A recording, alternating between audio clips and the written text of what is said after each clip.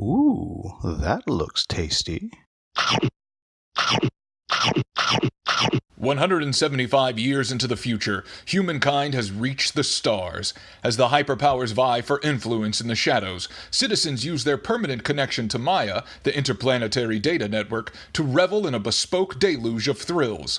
Of course, no form of entertainment is as sought after as Aristeia, the human sphere's favorite extreme blood sport. Welcome, folks. Today, the Hungry Gamer has a review, this time of Aristeia, published by Corvus Belli, designed by Alberto Abal, Jesus Fuster, and David Rosillo, and illustrations by Kenny Ruiz. Now, Aristeia is a miniature skirmish game with a twist that instead of just being combat and battle, it's actually a sporting event. And I've already done an unboxing video of this, so if you want to see what comes inside the box and what came inside the two expansion boxes that are also included in this, which are the Chemical Brothers and Soldiers of Fortune, and I'll point out that all of them did fit nicely back into this box, you can find that in the Hungry Gamer channel. I will also say before I get started in depth that I am fairly certain I will make some errors on the rules as I go through how to play this game, so please make sure you turn on your Klingon subtitles just to catch any of the mistakes that I happen to make. And finally, a big thank you to one of our subscribers, Treehouse Ted, for doing our voiceover intro for Aristeia. Hopefully he'll be back to do a few more in the future. So let's dive right in, and we'll be right back once I get this all set up for a game and character draft. Alright, so here we have the basic board set up. And what you'll see is we have two teams. We have our green team and our orange team over there. And we have our hexadome, which is your playing field. Now, the way that you win this game, and I guess I should preface this, that this game takes place in the future, where the most popular sport is Aristeia. And it's a violent, kind of nasty game where various warriors and heroes are fighting each other and battling each other in order trying to win. And so as we're looking at the board here, we'll see we have these here, and these get moved around every time you set the board. And these are obstacles that you can see through, but you can't move through, and some characters actually have the ability to move them around. And we have our different scoring zones, and only one of them will be active at any given time. At the moment, you'll see here in the middle, that's our active scoring zone. So at the end of a round, whoever has the most characters in that zone will get the points. Notice I said that you get points by landing in the scoring zones. If you are an American football kind of person, that's your touchdown. You do not get points for killing the other player. So you could actually annihilate the other team, kill them over and over and over again, and still lose the game. The first thing that has to be done is each team has to draft their players. So the first thing that you get to do once you have your board set up and you decide which scenario you're going to play, and there's multiple different scenarios, and that changes how the scoring zones change, or if they change at all, is you get to draft your characters. And you'll see there are a whole bunch of characters here, and I think I have about half of them.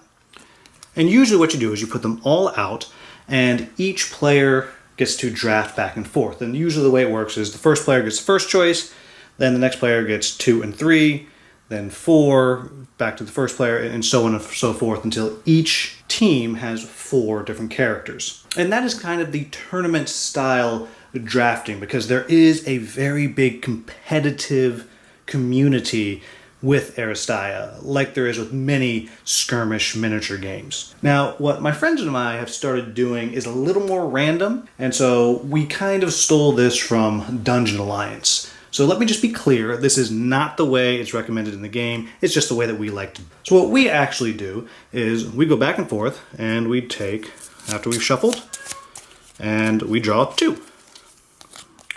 And then you get to pick. So for my green team, I will go ahead and just take Pavardi right here, who is a bit of a healer, and I'll put her over there. And then we take the other one, we toss it aside. Then we draw 2 more. And my other team gets a choice of Lakshmi, who is a controller here, or Hannibal, who, like Hannibal from the A team, is kind of a leader and makes people do things. And so we'll say orange will take Lakshmi. And now we have Bachman, who is a crazy poison guy, and Miyazashi, who is, as you can tell, a samurai. I'll grab him for over here. Now, again, one more time, that's not actually the way it's recommended. That's just what we kind of do for fun, and a little more random, a little easier with just me being here kind of doing this setup. And then the next thing that you do is you build your decks, and each one of these characters has 4 individualized cards that you get to add into your deck of tactics, which you have here. And each player has their own exactly the same starting deck, but you individualize it by adding 8 additional cards from your characters over here. Once you've done that, you are able to do your deployment, and orange would deploy right here in front of them in 4, and green would deploy right here in front of them in 1. So let me go ahead and get that set up. All right, so here we are all set up. And so what I'm going to do now is I'm going to tell you a little bit about what's on the character cards, explain that, and I will start a round out, and then I will probably jump ahead a bit and just do another random setup so you can kind of see what happens once you are really into it. Because at the beginning of the game, obviously, you're both at your 2 sides, and it takes a little while before you really start mixing it up. Next thing that I will say before we start is the game is played over 5 rounds, and whoever has the most points at the end of those 5 rounds is the winner, or if someone gets 8 points, then they are the winner. Now, the first thing that you do is you have to determine who's going to be what's called the underdog. And what the underdog does is the underdog gets to break ties. If anytime there's a tie on initiative or something like that, the underdog gets to make the decision. And you do that by adding up each character's individual initiative. And that's what these big numbers are on these cards. And when you add them all up, over here the green team has 20, while the orange team over here has 21. So that means that green team is the underdog, and they get the underdog token. And the underdog token goes to the person who has the fewest points, or the lowest initiative. Now let's briefly talk about some of these character cards. So let's break down what they are and what everything means. First, this number here, that is your actual initiative. Clearly that's your name.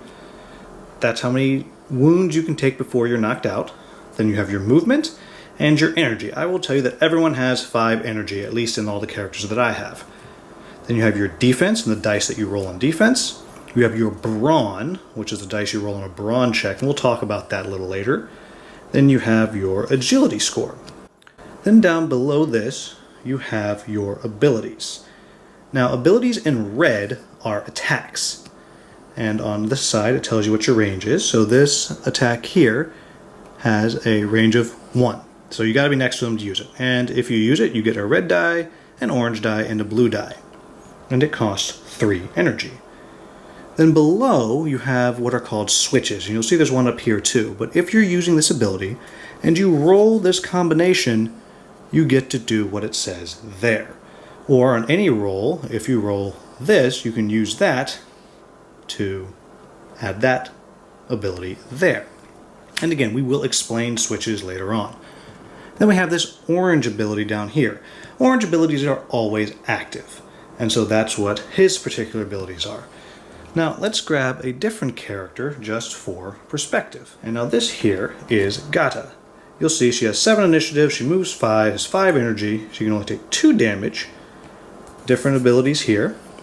And then she has down here her different switches that she can use.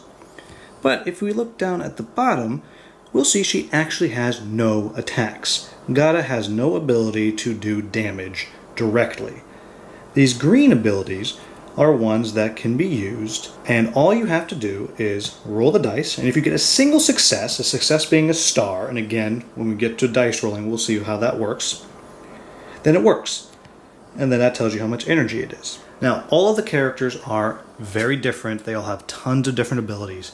And I'm not going to go through all 8 of them right now. Just know that they're all very different, they're very unique, and all in all, they're very balanced. So, let's get into the game. The first thing that happens is each team takes their initiative cards, and they will decide who they want to activate in what order.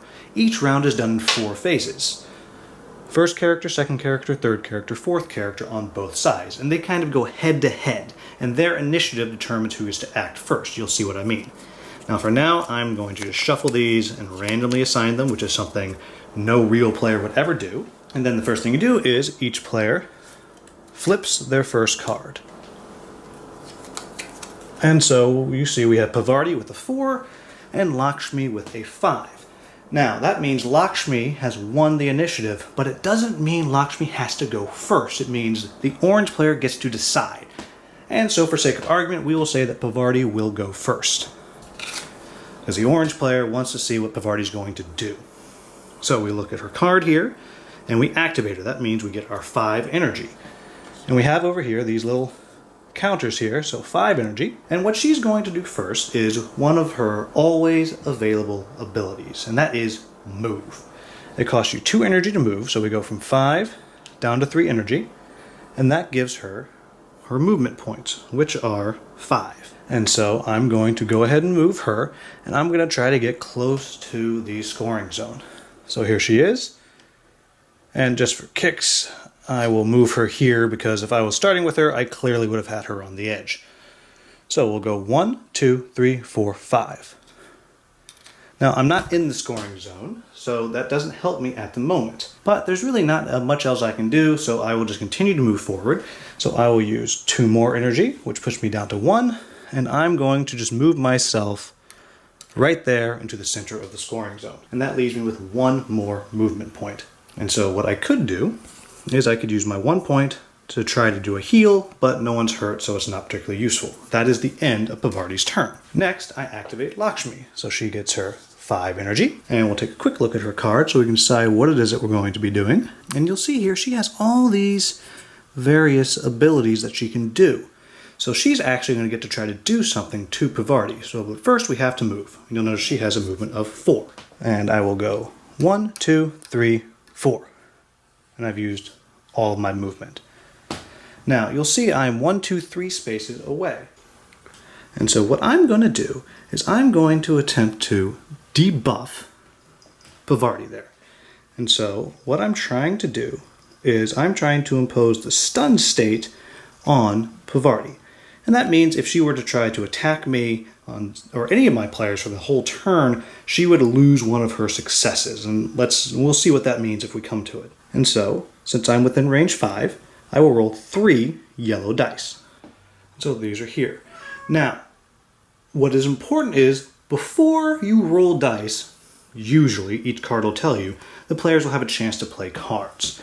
And so now let's take a look at what we have. So for my green team, I have this Catch a Breath, which I would have had to play at the beginning of an activation, and I probably should have. I have a No, which will cancel the other player's card.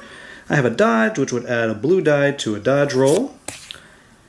And then I have a Focus, which would add a yellow die to the roll. So none of those are cards I can actually use right now. Meanwhile, the orange team has Take Aim, where I could add an orange to the roll. I could add a blue die to a roll. This is a card that is specifically only used for Senior Massacre. And this is another card that is only used for Senior Massacre.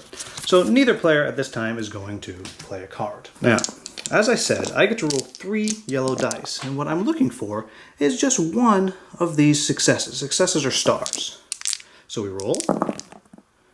And unfortunately for Lakshmi, I failed.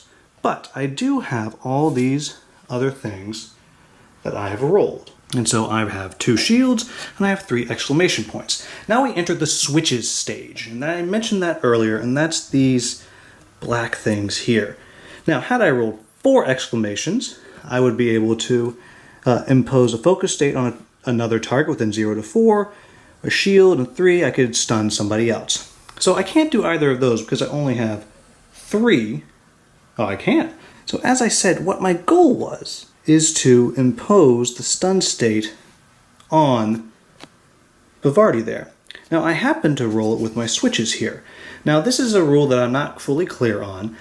I don't know if, since I failed to stun her now, if I could then use my switches to do that and then do it to her again, or if it's only to another target. So to be safe for the moment, I'm not going to use that, and I will just use 2 of my exclamations to gain 1 movement point. So now I have 1 more movement point, and I will just move 1 closer, 2 energy, So I'll just use my last 2 for more movement, and I will just 1, 2. And now I want to show you what the agility and brawn are used for. So I'm going to say, for whatever reason, I want it to be right there. Oh, and excuse me, folks, I've been using Gata. Instead, I should have been using Lakshmi here.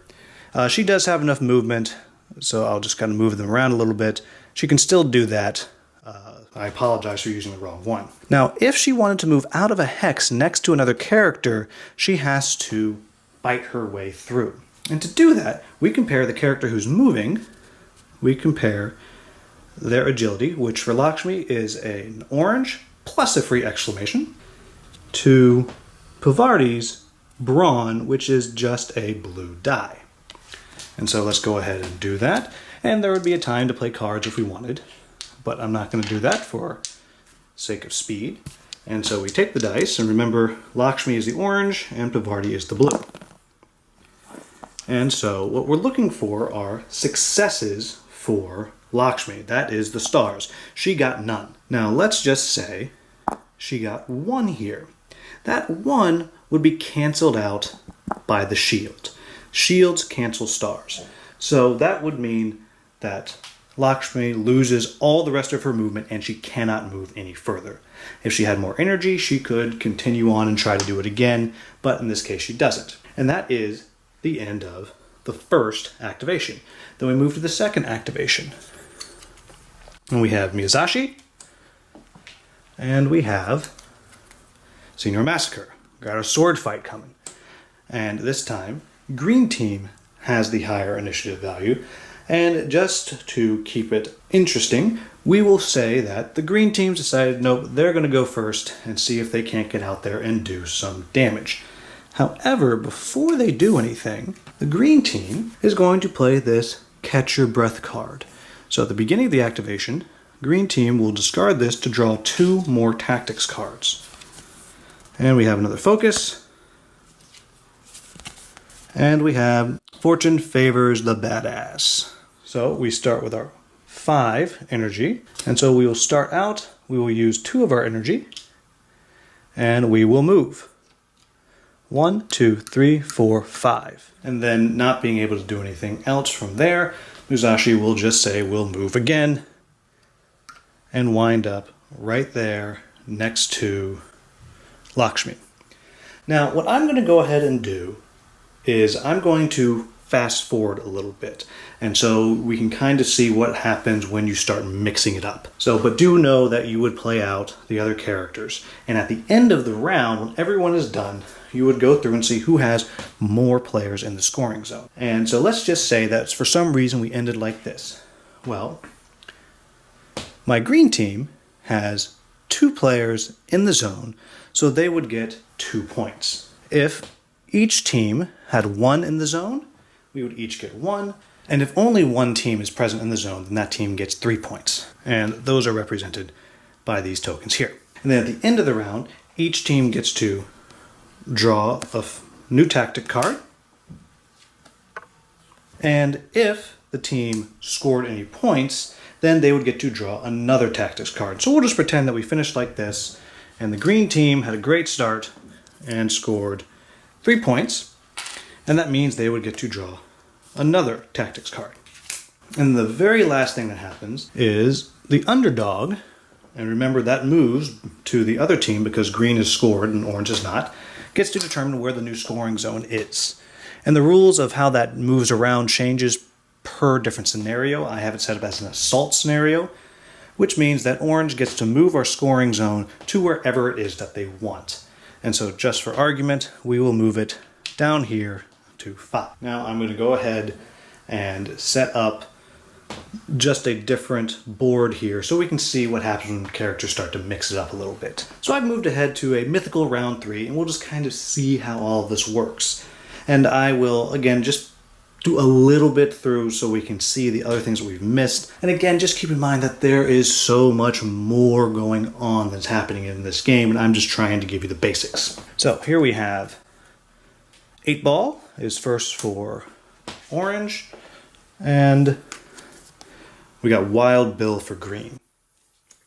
And if we look here, we have Wild Bill here, 8 Ball is here, Senior Massacre is here, Lakshmi is here, and that is Gata. So this here is all of orange. Well, here we have Pavarti still over there. We have Musashi there, Wild Bill here, and Maximus there. So this here is our green team. And so Wild Bill gets to make the choice of who goes first. Well, here we are. Wild Bill's a little bit squishy, but he has lots of guns, so he can shoot a lot. So he is going to go ahead and say he's going to activate first, and he's going to do his best to take somebody out. So we activate all the way down here to 5, and let's take a look at Wild Bill's card. So when we look at Bill's abilities, first off, his switches are he can use 2 shields to draw another tactic card. His attack is Twin Pistols, cost 3, gives him an automatic success, 2 orange dice, and 1 red.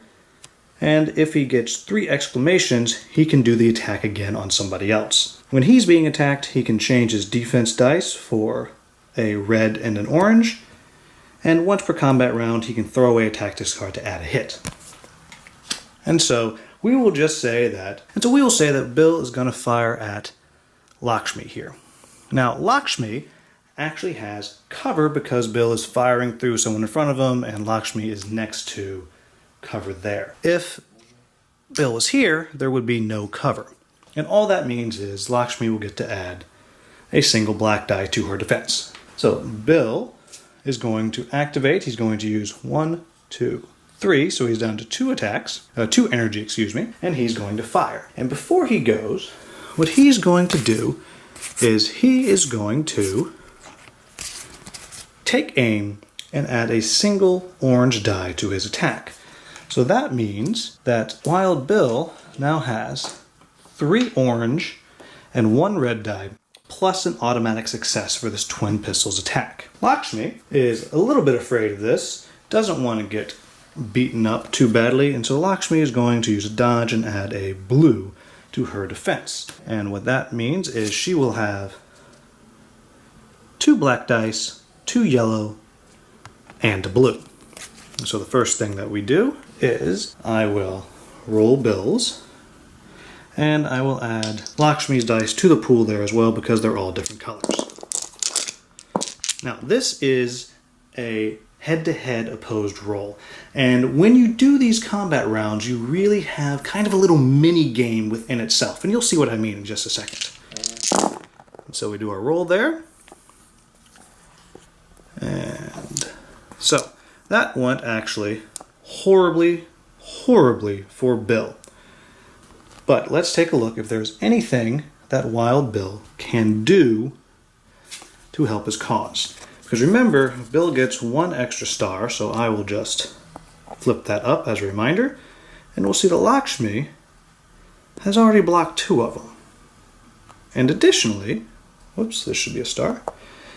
Lakshmi has her own star, which means she's actually doing 1 damage to Bill. So if this stayed as is, both Aristos would take 1 damage. And we look at Bill here. Well, what Bill can do is Bill has this ability to discard a tactics card in order to get another hit. So Bill's going to do that, and I will just grab the one at the top, throw away a dodge, and now this is what we're looking like. And now Lakshmi would be taking 2 damage. Now Lakshmi will look at her switches and see if there's anything that she can do. And unfortunately for her, there really isn't. So Lakshmi will take 2 damage, which is enough to KO her, and Bill winds up taking 1 damage, and we just drop that on his card. Now because the green team has killed someone, they get a frag token, and frag tokens are kind of tiebreakers later on. And they also get to draw another tactics card. Meanwhile, Lakshmi comes off the map and goes into the infirmary. And that's important because since Lakshmi hasn't activated yet, she will actually miss her activation this turn. At the end of the round, after scoring is done, Lakshmi will move over here and will wind up getting -2 energy, a -2 energy state on her turn. And I will explain states in just a moment. Now, Bill still has 2 energy left. And it's not enough to make an attack, but it is enough to activate and move himself into the scoring zone. And now we have 8 Ball. 8 Ball gets a chance to do his thing. And let's take a quick look at 8 Ball's card. You'll see he has 4 movement. He has a 2 energy attack that gives him a orange and a blue from range 1 to 3. And if he gets an exclamation, he can displace a target. And let's see if we can find out what that does. So we'll go ahead and just move, say I use my 2 energy, and we move 1, 2, 3. And then I'm going to use 2 more energy to do my attack, which is the orange and the blue. And then I have a chance to play any tactics cards I want. I will play Take Aim, so I now have 2 orange and blue for my attack. And on the other side, we will say I will play No, which will just cancel that tactics card, which again is probably not one that I would use, but for the sake of this at the moment, that's just fine. And now Maximus, if we take a look at him, he has a green die, a blue die, and an automatic success. And we'll look at his switches. He can impose the taunted state on a target. And so we'll start here. We'll roll the attack. And so 8 Ball has 2 successes, 2 shields, and 2 exclamations. And then we'll roll Maximus's defense, which is none, but he does have a single automatic defense. So what this would mean is, as it stands, Maximus would take 1 damage, and this attack here would get blocked by the shield, so 8 Ball would take none. However, we get a chance to use our switches. And so what 8 Ball is able to do is use 1 of his exclamations to displace Maximus. And so that means that Maximus is moved 1 square away, and now out of the scoring zone. And then 8 Ball will use 1 of his shields and the other exclamation to displace himself 1 forward. And that just means he's harder to knock out of the zone, and if Wild Bill wanted to move away, it's now much, much harder. And we would take the 1 damage here and put it on Maximus. Now it bears repeating, or if I didn't say it already, it is possible for the defender to do damage to the attacker. In fact, it's possible if you're attacking from range for a defender who only has a melee attack to do damage from a distance. And you can fluff that however you will. If it's a swordsman, maybe they have a throwing knife or whatever it may be. Now, the only other thing that I need to mention is states. And I already talked about how, since Lakshmi was defeated, Lakshmi is going to get a -2 energy state. And so next round, when Lakshmi comes back in, and she would have the option to be spawned in any of the zones except for the scoring zone, when she comes back in, she's going to come in with the -2 energy state. So that just means when she activates, she's only going to have 3. At the end of her activation, this will flip over, and now she has -1 energy for the next round. Pull that a little closer so you can see. All of the states work like this, with they're used and then they flip over, and they have a lesser ability, or they may go away. Now, I'm not going to go ahead and go through and play out a whole round, as I already said before. And I know you didn't get to see all of the characters, but I think this gives you an idea of how the game works. So let me talk now about what I think of this game. Now, I'll start up by saying, as I've said in my review of Omicron Protocol, in general, I'm not a skirmish miniatures game kind of guy. It's just not my jam. However, I think this game is awesome. I absolutely love it. And I think the reason I like it so much is, at the end of the day, it's not a battle. You're really trying to control these zones, and the attacking is important because it disables the other player and gives you bonuses and so on and so forth, but it's really a sporting event. It's a very strategic sporting event. And as I mentioned at the beginning, some of the best characters can't do any damage. They cannot attack whatsoever. And I really, really like that. I also love that because the character balance is so good, that it's a really balanced game. The last time I played, I was up 6-2 with only 2 rounds left, and it really looked like I was running away with it. And if you remember, the only way my opponent could win was to solely control each of the zones in the last 2 rounds.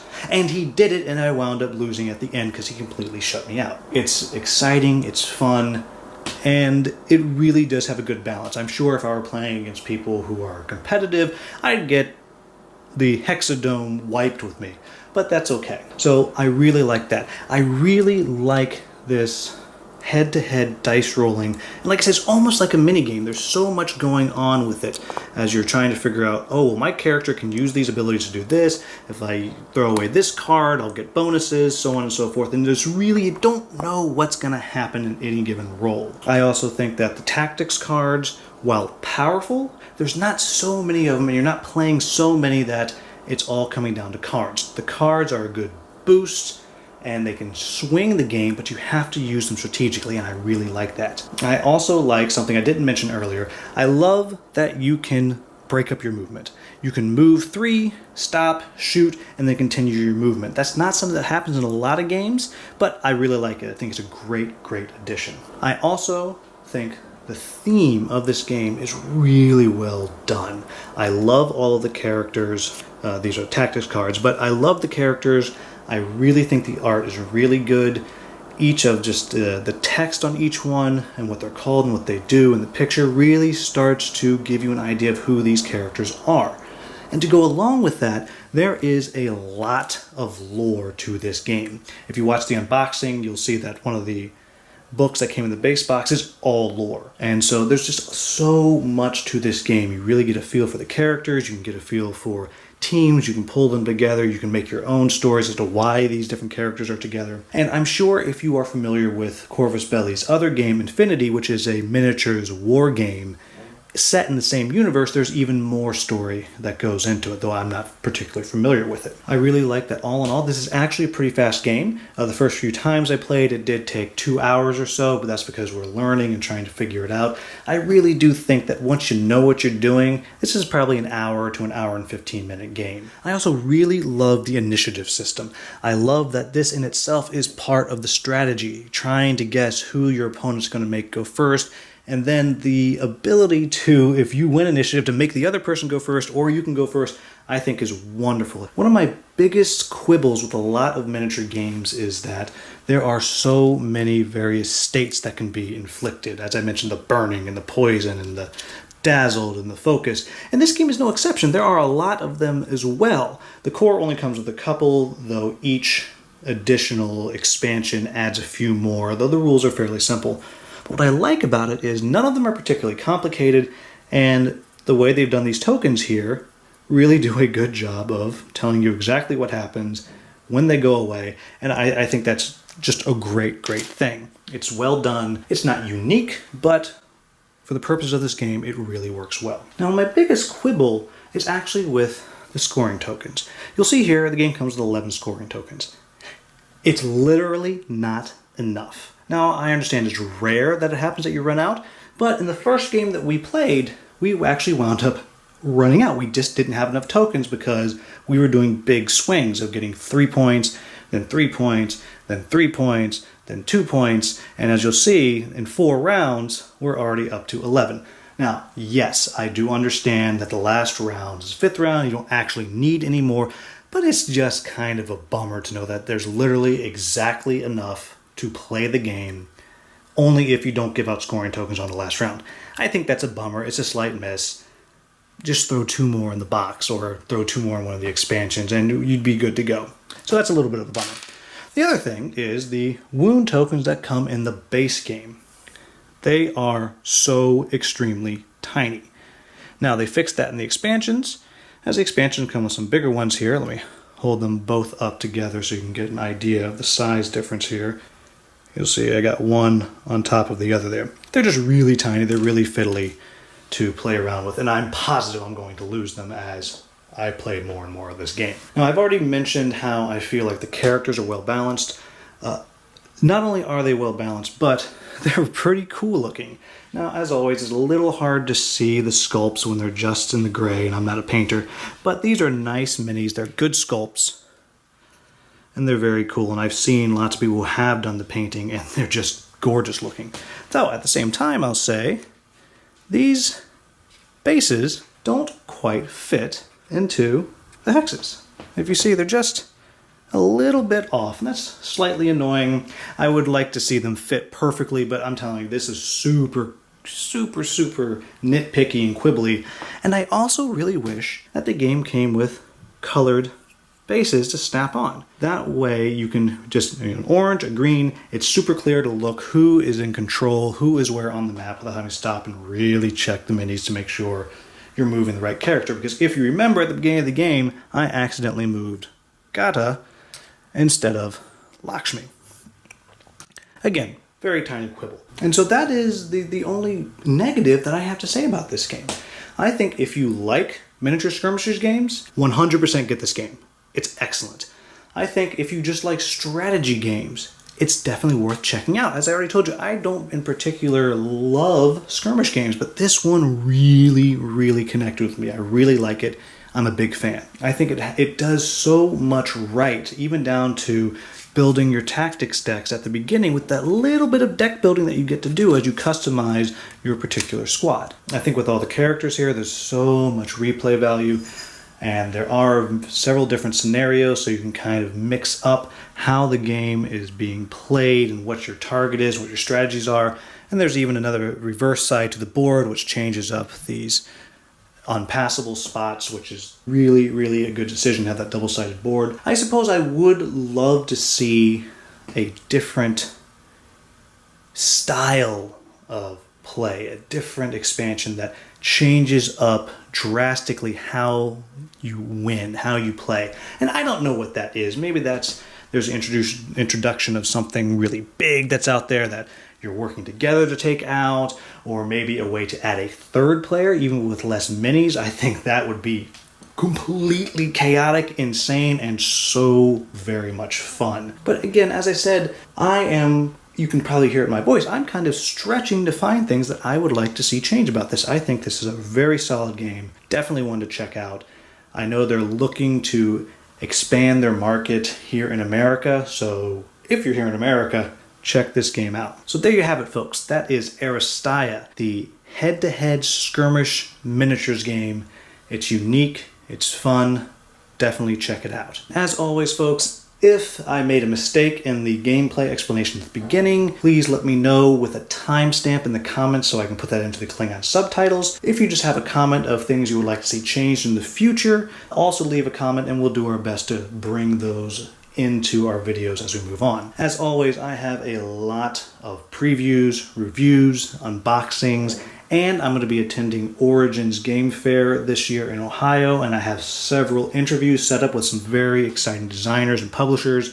So if you are interested in any of that, please go ahead and like this video, subscribe, so you don't miss any of them coming up. Also, I've been saying it over and over again, but we are getting closer and closer to announcing all the games that we're going to be doing a giveaway for, and the only way that you can win those is if you are a subscriber. So go ahead and subscribe, if for no other reason, just to win some free stuff. As always, thank you very much for watching, and have a wonderful day.